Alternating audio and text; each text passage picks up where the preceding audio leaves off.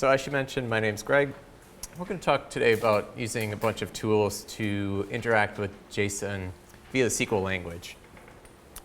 And just briefly about me, and kind of this actually is a dual purpose slide. It's both an about me as well as the foundation for all the examples in the talk. So kind of a little bit of humor embedded in a text slide to kind of ease the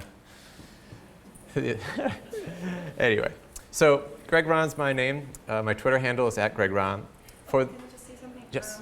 I was just reminded that if you're tweeting, the hashtag is DataGrid, add data by the way. No worries. So I've spent the last 3 companies I've worked at on database and data processing systems. I spent 8 years at Oracle working in development there, doing performance and benchmarking on the Oracle database. I spent 1.5 years working at Cloudera on the Impala SQL engine. And then I'm working currently at a company called Snowflake Computing, where we've built an analytical database purposely built for the cloud that supports kind of both the relational flat data as well as JSON or semi-structured data.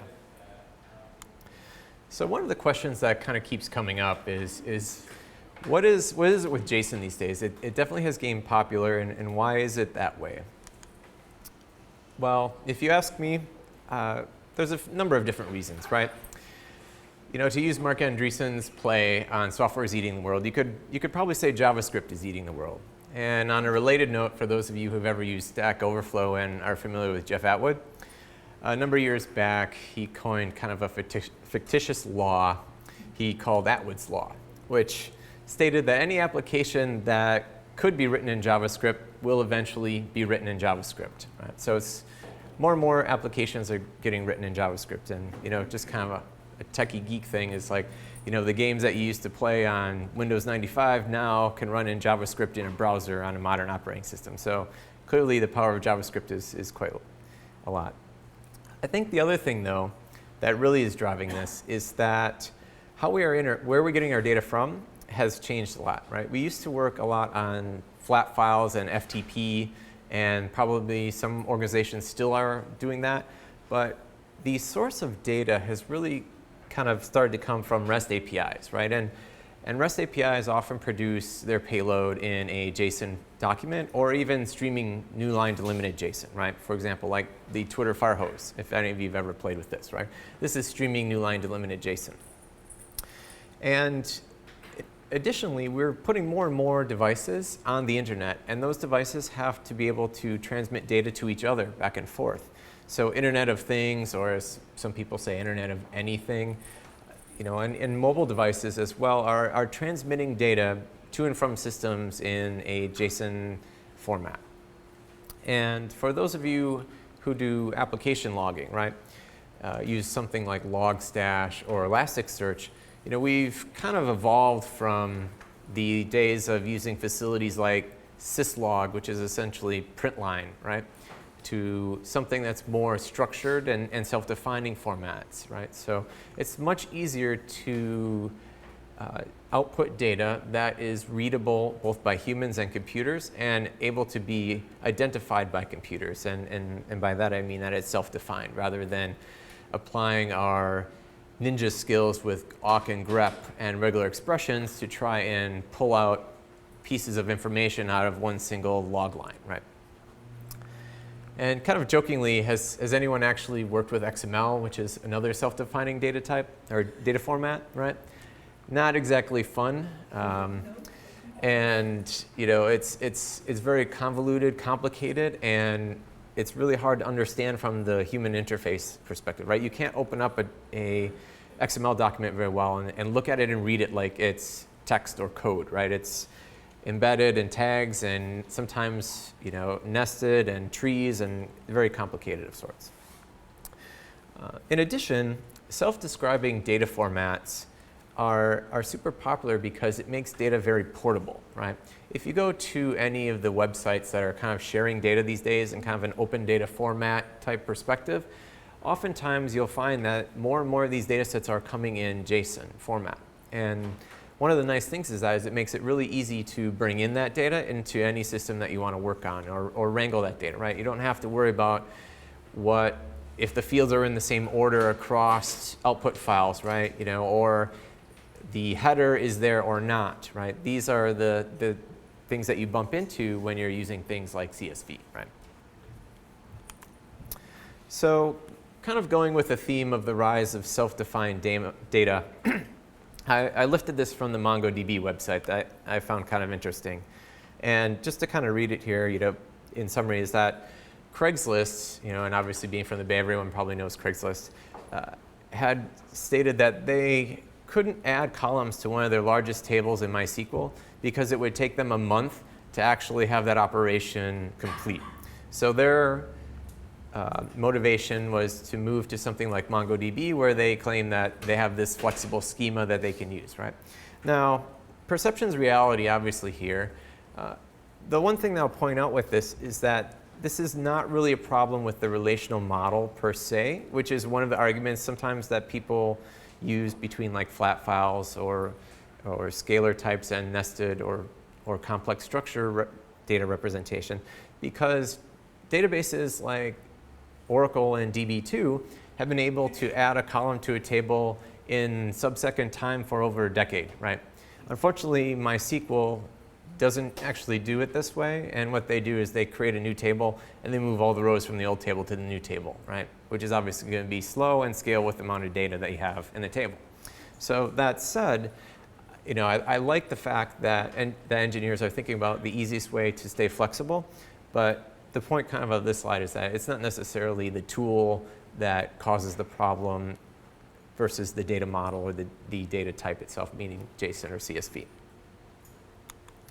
Okay, so data systems have been drifting toward this JSON or self-defining data format for a while. And as I was kind of mentioning earlier, I think it relaxes the restrictions on developers and applications that create data, right?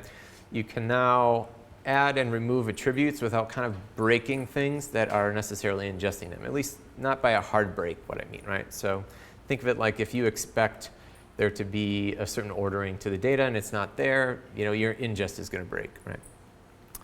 I think another thing that's kind of come up with regards to JSON data is that you're kind of moving data around and you don't necessarily have a single centralized system that's managing this data anymore, right? If you look at kind of the Hadoop environment per se, right? Hadoop means kind of a lot of things these days, but you could have one system or one tool that produces data, a second place that actually stores the data, and a third tool that accesses that same data, right? And none of those might know anything about each other, right? Point being, there's not necessarily, like a database system like Oracle or MySQL, a central metadata repository that contains all the information about all the columns and table names, et cetera, right? So that's one of the big benefits of something like JSON or self-defining data.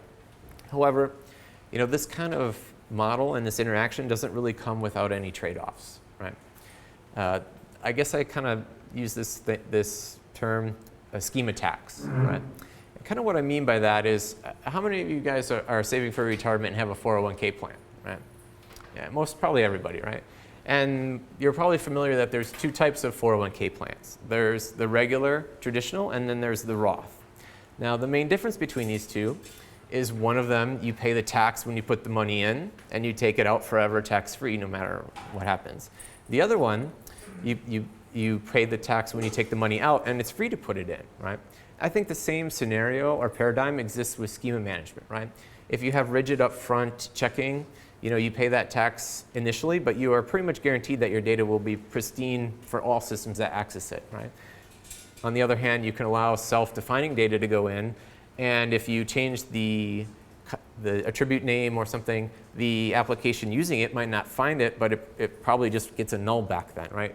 Which may break your data processing, but probably doesn't break the tool and interaction with the data itself, right?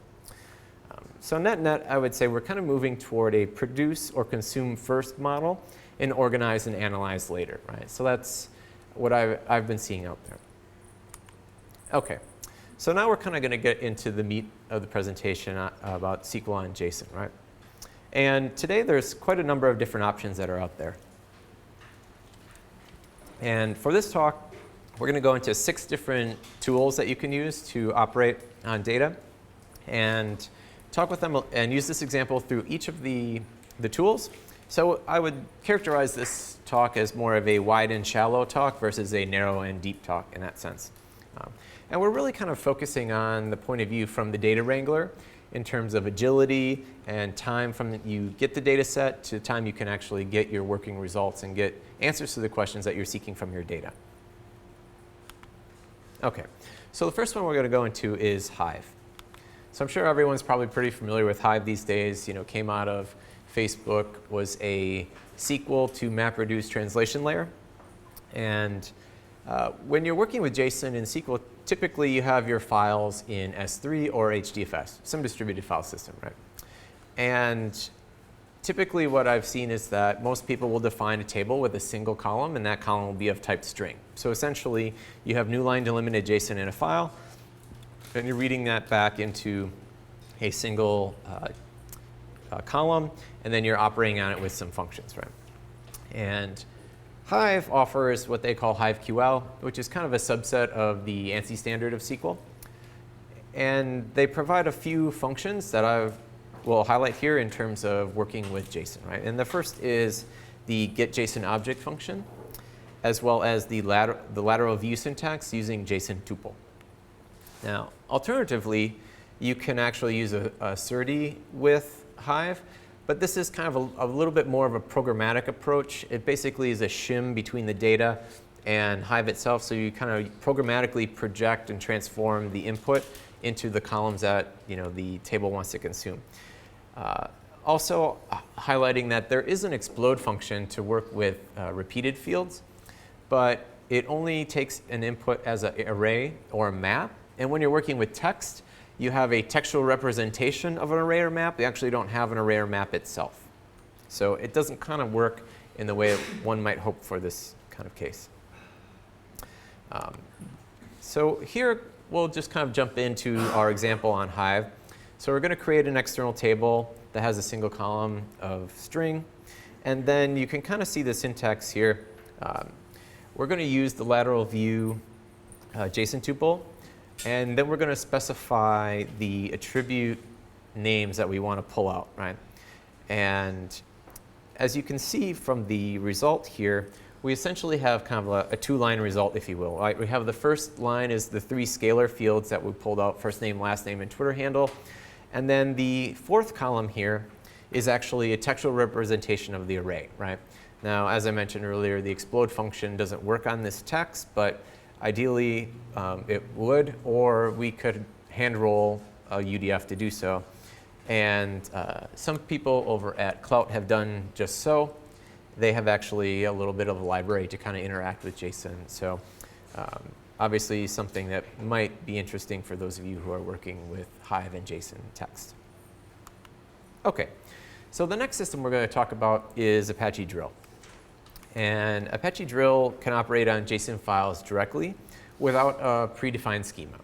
So you can specify in the from clause of your SQL statement a path to a directory or a file, right? Which is kind of cool. So you can essentially say, like, select star from this file, right? Now, the downside of this is that because there is no metadata in the data dictionary, if you will, you can't actually describe the table itself because the table is not really a table. It's actually just a file, right? However, Drill offers what's known as schema inference. So when it reads the data from the file, it can kind of determine what are the field names and types. And you can actually kind of see that with just a limit clause. Say, like select star from file, limit n. And for that, you'll see the columns projected out in kind of like the typical format that you would think from a query engine, right? A flat relational structure in that sense.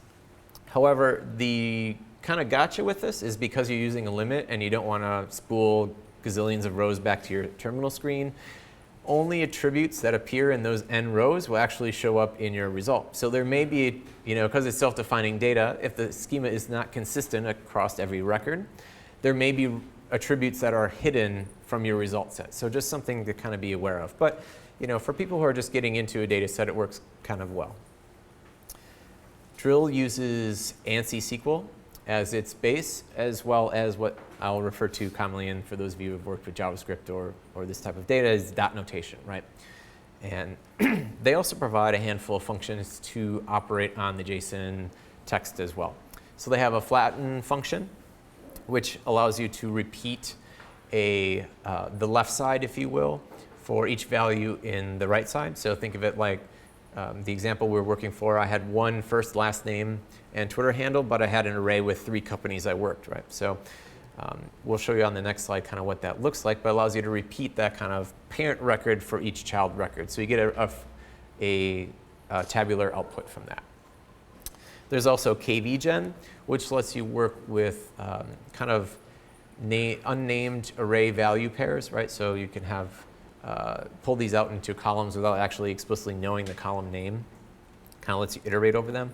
And then there's 2 array functions that let you return how many elements are in an array and if a given value is actually present in an array or not, which is kind of used, just as a Boolean type.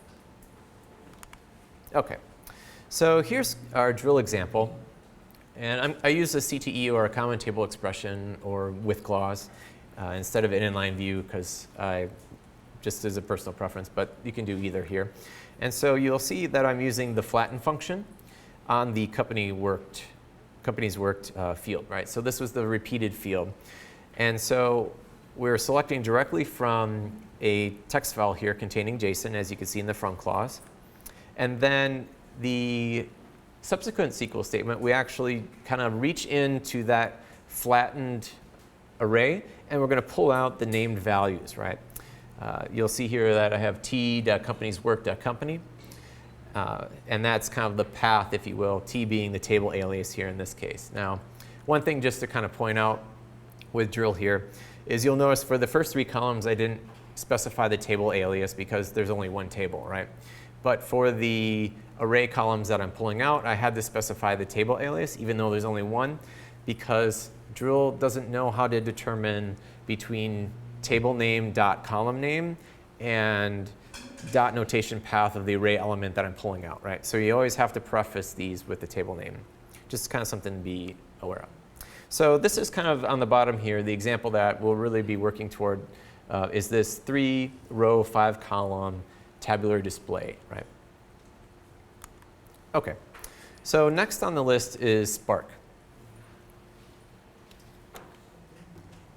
So Spark can also operate on JSON files directly without any predefined schema.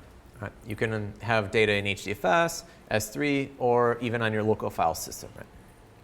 Spark also supports schema inference from reading the metadata inside the files.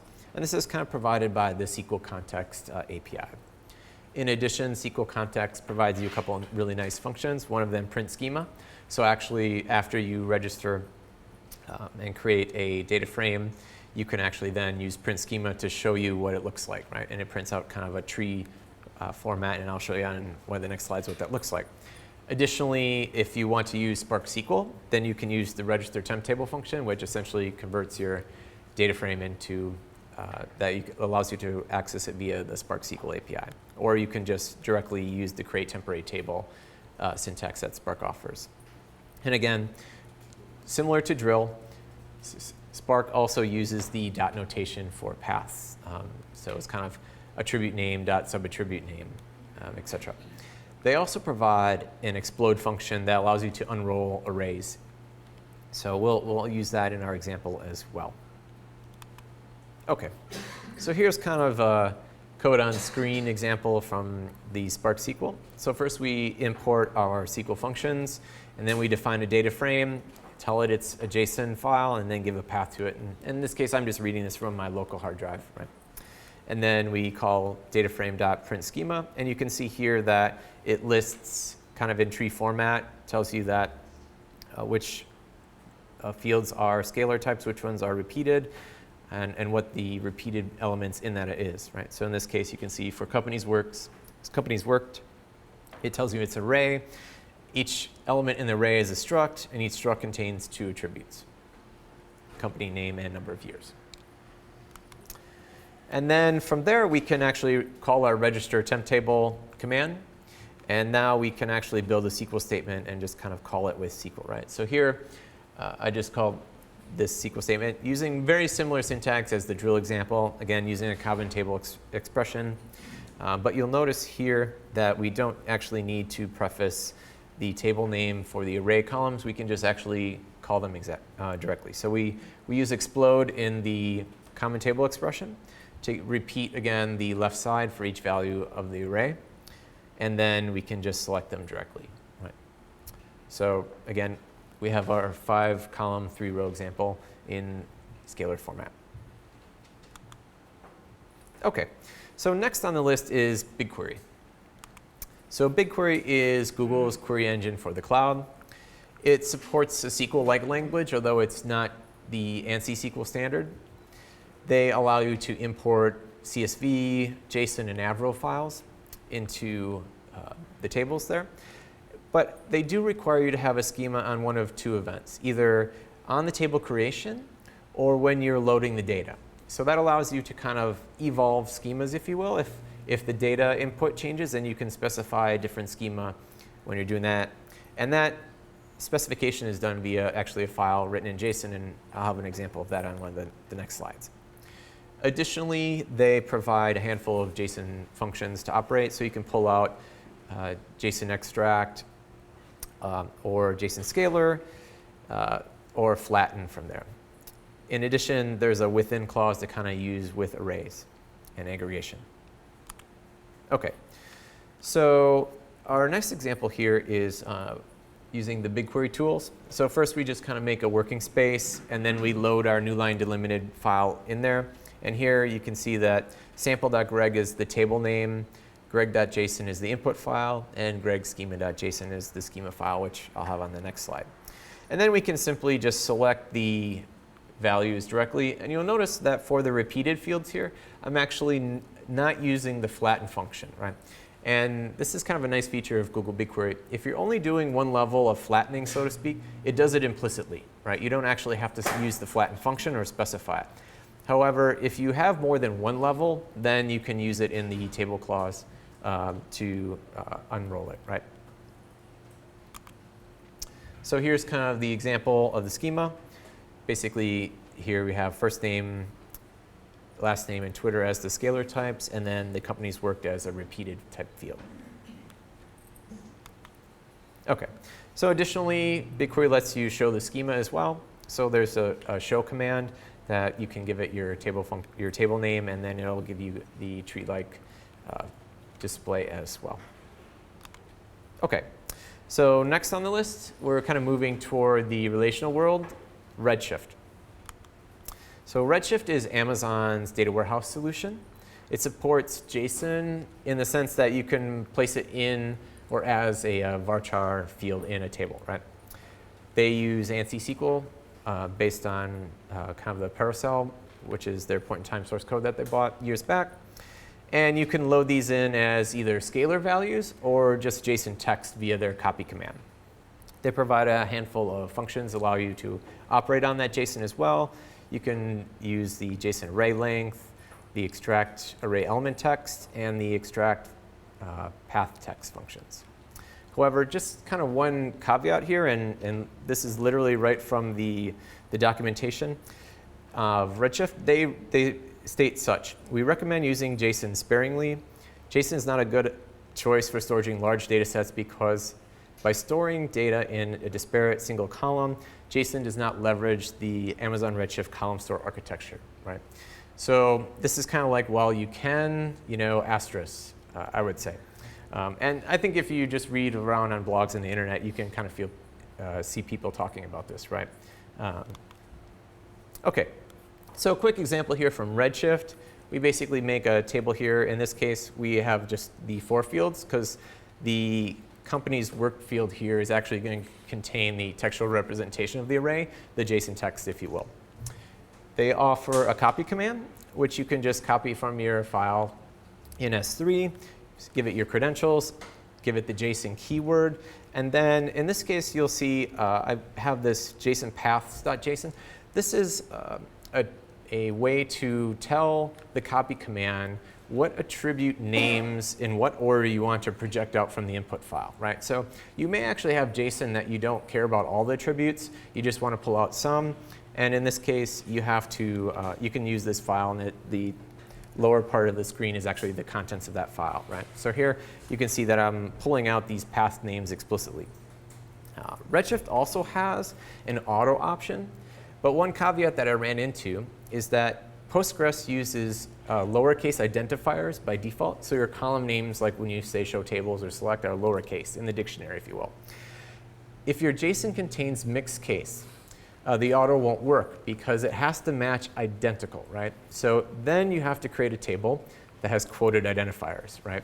And that means you always have case sensitive, always requiring quotes table names, right? Kind of a little bit of a challenge. Okay, so here we're going to do a little bit of SQL gymnastics, right? We're going to use this little helper table that I have here called SEQ, which has just 3 integer values in it. In this case, because it's only 3 because I have 3 elements in my array, but this could be a million elements and work for other arrays. And we're going to use a band join. And a band join here is you can see in my where clause, I actually have a less than sign. So the reason that I need to do this is that there is a function to give me a given element from the array, but I don't have a way to say iterate from 1 to n for all values of that array, like Flatten gave us in some of the previous examples. So on the lower part here, you can kind of see what I get when I use that, right? So I get the textual representation of the JSON, but I get my 3 rows, right? So now I'm going to combine the JSON extract path text with the JSON extract array element text and use the same kind of SQL gymnastics here. And you can see then that I can actually pull out the named values from that array using this. Now, just as a caveat, some of you who know Postgres or Redshift, there is a generate series function. This doesn't work in this case because it's a leader node only function. And technically, it falls under the unsupported, partially supported Postgres functions of Redshift. So just kind of an FYI. OK, so next I'm quickly going to jump into Snowflake, which is where I've been spending my time the last few years. So Snowflake is a cloud-based analytical data warehouse solution as a service, if you will, or database as a service. And it has a variant SQL data type that has native support for JSON or Avro type complex types. Right? And you can load this into this column. And the interesting thing that Snowflake does that most other systems do not is that when you load this data in, it actually interrogates the JSON text itself or the object representation and shreds the common attributes into their own columns, much in the same sense that a column stores scalar values in its own column, right? So what this allows Snowflake to do is approach the performance of a flat relational table with that of a structured table or semi-structured table, if you will, right? So you can keep the flexibility of the self-defined object, but get the performance of kind of like the relational side. So Snowflake is an ANSI SQL compliant database, uses extensions, again, the dot notation syntax. And here you can see we use the variant column and then use a semicolon, and then the path to the object that we want to pull out. There's a number of different functions. You can list kind of the common ones here. We have some validation functions, the flatten table function, and then some array functions as well. OK, so here's a quick example of the in Snowflake. So we create our table. We give it a single column, a variant type. We run a copy command very similar to Redshift. We tell it that the file format is JSON. And then you can see in our select statement here, we use the column name that we're projecting out, which is C1. And then we give it the JSON path. And in this case, I'm actually using Postgres casting syntax, which is the double semicolon and string. So we're actually casting this because internally it's an object. Even though it's a string, it's still an object. And then you'll also see from the from clause, I have this flatten function, and I'm passing into it the company's worked array, right? So one of the peculiar things that I found with some of the other systems with Explode is that you have 3 input records, or you have 1 input record, and you select with Explode, and you get 3 output records. But you really still only have 3. So to me, that's kind of something from a from clause or a table function versus something in a regular function. OK, so quickly wrapping up here, mastering SQL on JSON. In my opinion, I think self-describing data is very prevalent and probably the new norm. And you might actually also say JSON is the new CSV, right? Even with self-describing data, however, schema definitions may be required on some systems and, in essence, aren't necessarily a bad thing.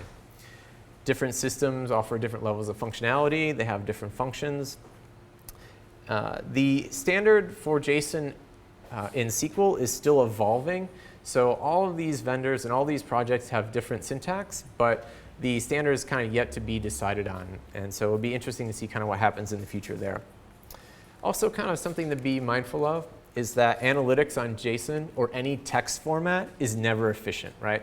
So from a data wrangler perspective, if you're doing something once, probably no need to convert that into something more performing, like Parquet or et cetera. But if you're going to iterate over 1,000 times and give it out to all your users, probably something you would want to do. Likewise, storing JSON as a string isn't super efficient either, and obviously our Redshift documentation kind of highlights that as well. So with that, I'd like to say thanks, and if there's any questions, be happy to take some.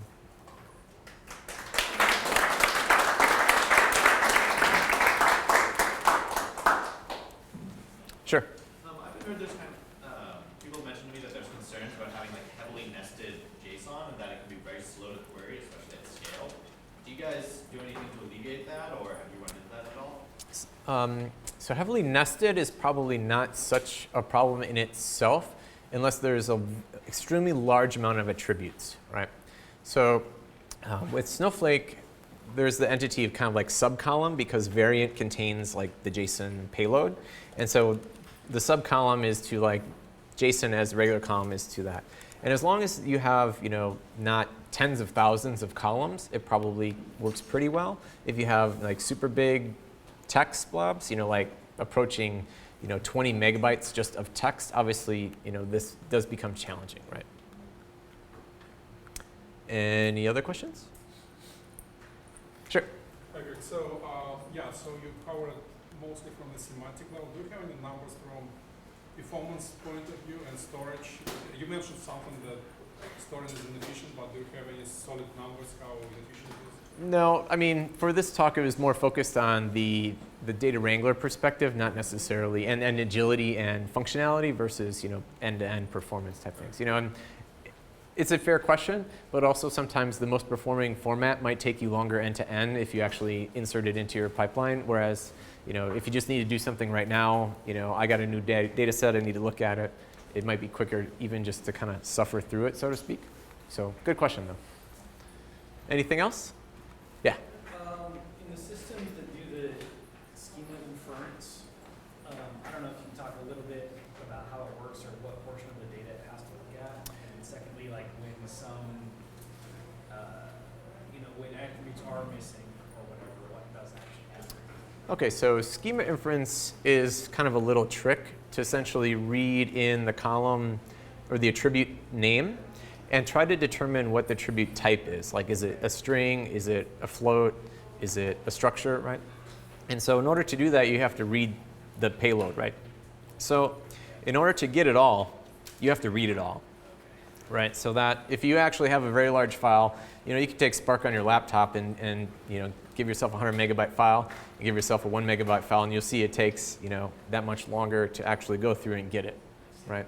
So again, the trade-off here is agility versus performance, right? If you get it, you can bring it in.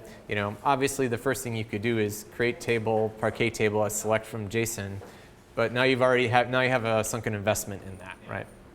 So again, back to the same comment I made with Alex's question is sometimes, even though it's not the most performing way, it might be the quickest way end to end, right? Anything else? Sure. Question. So how would you estimate the scala capabilities from a semantic level compared to SQL? Have any idea? Scala is obviously more expressive in the sense that you can programmatically insert stuff. Also, you can explicitly you can define your plan, so to speak, where SQL is, I ask you a question, you figure out the best way to give me the answer, right? Whereas programmatically, you're saying, here's how I want you to go find the answer, right? It's kind of a little bit like asking directions from, you know, Apple or Google Maps, right? You know, like, no, use this way, I know it's faster, or just tell me what you think's the fastest, right? Anything else? All right, thanks for everybody for attending.